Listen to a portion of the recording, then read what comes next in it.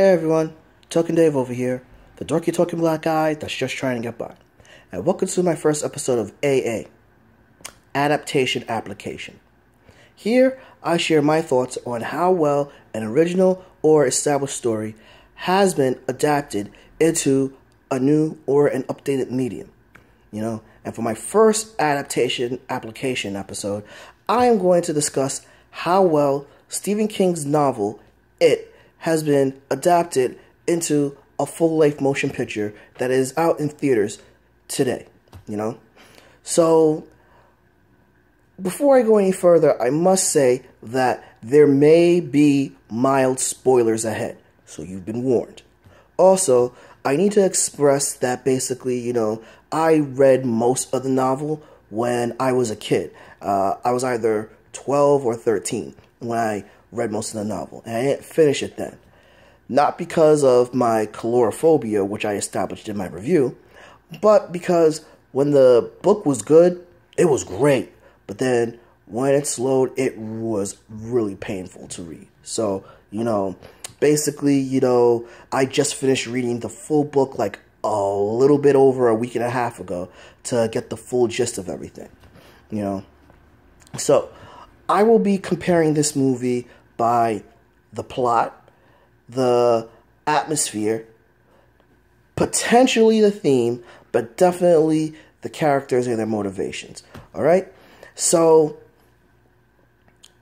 in Stephen King's novel, the novel is pretty much about basically, the town of Derry, Maine, that has always noticed that kids would be disappearing, every 27 years or so.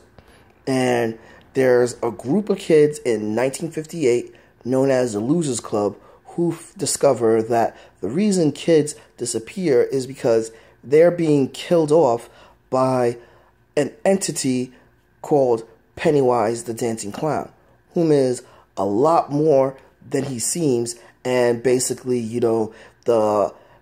where Derry, Maine is located, it's actually a gateway to a world that's beyond any of their imaginations.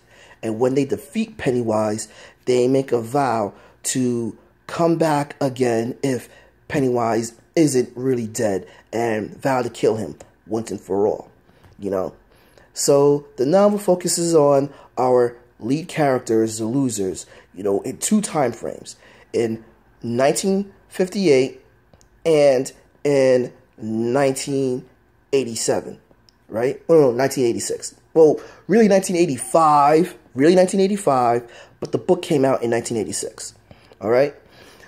So, that's the plot of the novel. The plot of the movie are that 7 kids from Derry, Maine, dubbed the Losers Club, have just finished the school year, and they are on their way to summer break. A time that should be of fun and anticipation has an air of unease due to kids from the school year frequently disappearing, and the Losers Club discover that that Pennywise, the dancing clown, is responsible for the disappearance, and he is a lot more dangerous beyond their imaginations.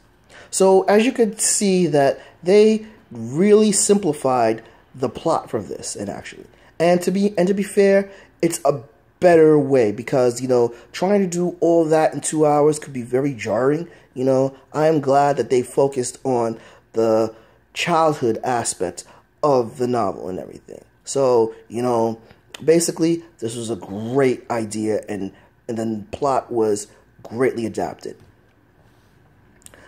The feel of everything, the feel was adapted extremely well too.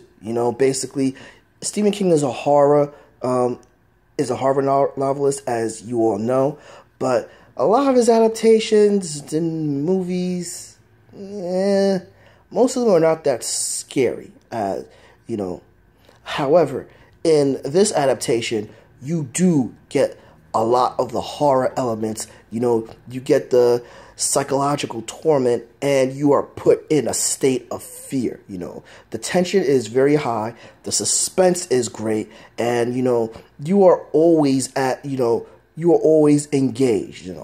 One of the things that the book doesn't do that well is there are parts where it engages you, and it's great when it engages you, but then it kind of does leave you hanging and leave things dragging, unnecessarily so, So this is another plus for the adaptation of the feel of the book.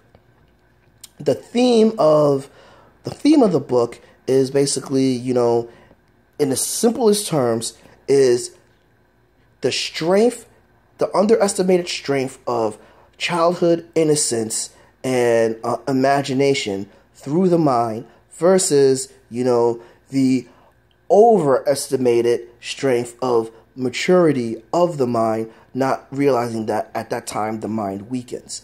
You really get that you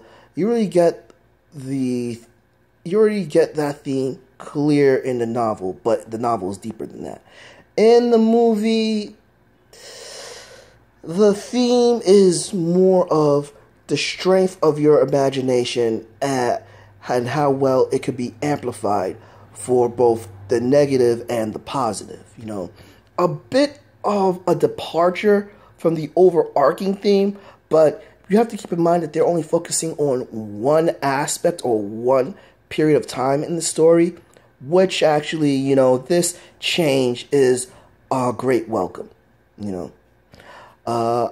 Another great welcome is the change of the time that the kids were kids.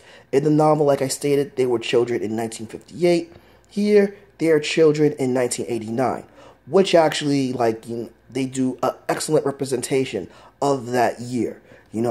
We got that New Kids on the Block are already established and all, but they're still riding high in their popularity. You have, basically the mullet hairstyle that is utilized, which I don't care. I do like the mullet. I still do, and I miss the mullet. I don't care. And basically they have, how, arcades are popular. Particularly one character is playing the original Street Fighter, and he's the only person in that arcade playing that game, which, to be honest, that was pretty much me. Basically, I would find people here and there playing Street Fighter when I saw it, but there weren't lines around it. So, a great representation of 1989. So, with the adaptation of the characters, this is where the movie tends to kind of fall apart. In the novel, everyone is well fleshed out and everything. We have Billy, who is the stuttering leader of the losers. You have Ralph, who is the comic relief, the jokester. You have Ben, the smart architect, Mr. Fix-It type. You have Beverly, the only female, who is a bit of a tomboy and everything, but is suffering from a horrible domestic atmosphere. You have Mike, who is the token black kid, however, who is highly intelligent and has an affinity for history, particularly Derry Maine's history. And you have Stan, who is actually the skeptic Jewish kid and everything, who actually always keeps everybody grounded. And you have Ed, the weakling of the crew, who actually is being smothered by an overprotective mother. All that was highly developed and established in the novel. In the adaptation, they got most of it, but they don't get the depth of the characters. Particularly the people that lose out the most. I did mention Ben. Most of the characters, their depth gets lost. Particularly, Bev's, Stan's, and Mike. Now, Beverly is, in the book, she was the sharpshooter. She was a great shot, and she was actually a lot stronger than all the Losers Club. Basically, she was a lot stronger than they actually expected. And with her being the eagle eye, she was the one to be able to physically take on Pennywise. In the movie, they made her a little too much into the damsel in distress, whom is potentially a victim of sexual abuse by her father and everything, which is heavily implied in the movie, and she becomes a damsel in distress. She's the one that Pennywise kidnaps and everyone has to save, and she falls victim to the deadlights and everything, which they display, but they don't really go into depth of what the significance are of the deadlights. Stan also gets a shaft and all. Stan actually, with Bill, actually were the victims of the deadlights in the novel, and they actually went into the macroverse and all, and this is where they learned about the ritual of Chud to actually not to defeat Pennywise in his mental form, and hence where the strength of imagination comes in, and this is where they encounter the antithesis of Pennywise, Mantrune, the giant turtle. Yeah, this is where I said the novel gets a little weird, and Stan is the one that actually initiates the blood oath of coming back to defeat Pennywise if he isn't fully dead. And in the movie, Stan is basically there most of the time, moaning and complaining, which a terrible representation. But the person who gets the shaft the most is Mike, the token. Mike, while they displayed that he was the farmhand, Mike actually had an affinity for history, particularly of Derry, Maine, which they gave that to Ben, taking away Ben's actual, knack for architecture and everything, and making Ben the brain and Mike just the person that's pretty much there. Also, with Mike, they said that his parents were killed off, which, really, you're going to kill off the only black person's parents. Great, talk about stereotyping in Hollywood. Now, granted, Stephen King's novel was, kind of stereotypical with Mike, Ralph, Stan, and Beverly, with misogyny, anti-Semitism, and racism, but, they amped it up with Mike in the movie. Mike wasn't the one that was interested in Derry's history. He did not have his parents, which his parents actually go into detail about one of the more horrific crimes that happened with basically the burning of a club. In the movie, Mike's parents were killed in basically a house fire, which I'm like, oh, really?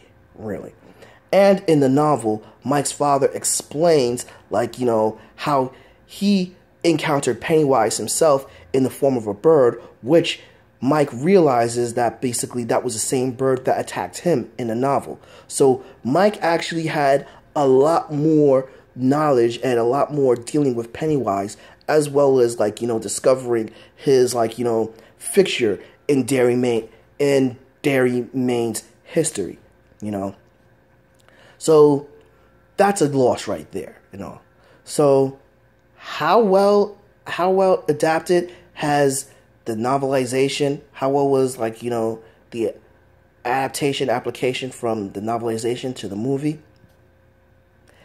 It did its thing, I'm going to give it a high did its thing because there are more changes that were made that were for the better. The time period was better. Implementing and adapting the horror was excellent. Displaying some of the characters' fears were good. However, when, you got down to the character motivations and the cosmic entity portions, it kind of dropped the ball on that. But that's not a bad change because, like I said, it got really, really weird, But did you read the novel? If you read the novel, do you agree or disagree with my adaptation application? If so or anything else, drop me a comment below, give me a like, subscribe, and ring that bell so you know when a new video loads. But until then, this has been Token Dave, the dorky token black guy who's just trying to get by, and I'll catch you guys later.